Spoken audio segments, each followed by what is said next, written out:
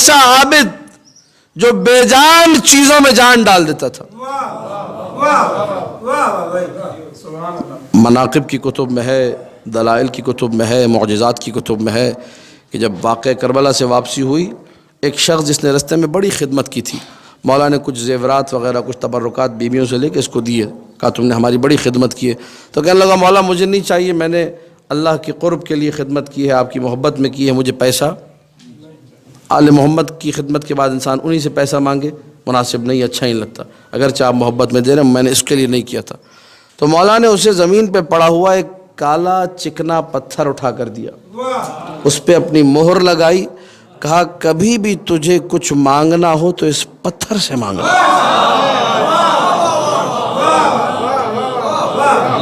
کالا پتھر، چکنا پتھر، لیکن جان اس میں ایسے آ گئی کہ مہر زین العابدین کی ہے۔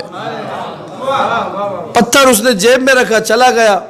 ایک دن کا گھر میں اندھیرا تھا، لالٹین بجھ گئی، شعلے نہیں تھے، ایندھن نہیں تھا، تو میں نے پتھر سے کہا، میں نے کہا مجھے ابھی روشنی چاہیے، تو ایسے روشن ہوا لگ رہا تھا چاند گھر ہی میں آ گیا۔ عابد، ایسا عابد جو بے جان پتھر میں بھی۔